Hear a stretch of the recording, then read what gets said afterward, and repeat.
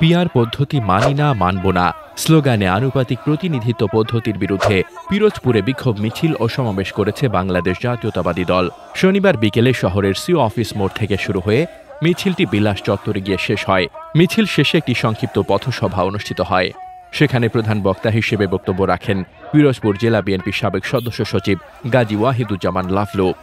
গাজী ওয়াহিদুজ্জামান লাভলু তার বক্তব্যে বলেন, জনগণের ওপর জোর করে চাপিয়ে দেওয়া কোনো অন্যায় বিএনপি মেনে নেবে না। তিনি পিআর পদ্ধতিকে গণতন্ত্রের পরিপন্থী এবং জনগণের মতের প্রতিফলন নয় বলে অভিহিত করেন।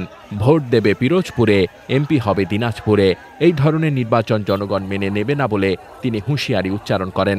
লাভলু আরও বলেন, দেশের পরিবর্তিত পরিস্থিতিতে জনগণকে ঐক্যবদ্ধ থাকতে হবে।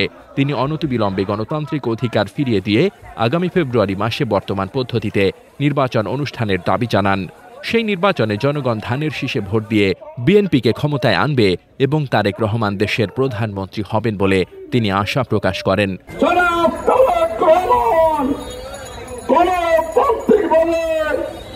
একটি ভোটের মাধ্যমে সরকার গঠন করার কথা নির্দেশ দিয়েছেন।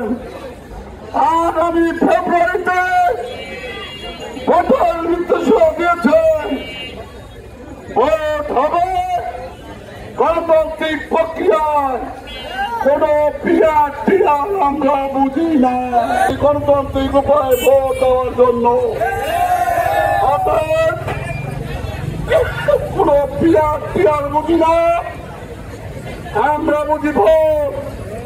আমরা ভোট দিব ধানের শীষে। বিক্ষোভ কর্মসূচিতে পিরোজপুর জেলা ও বিভিন্ন উপজেলা বিএনপি এবং এর অঙ্গ ও সহযোগী সংগঠনের বিভিন্ন পর্যায়ের নেতাকর্মীরা উপস্থিত ছিলেন।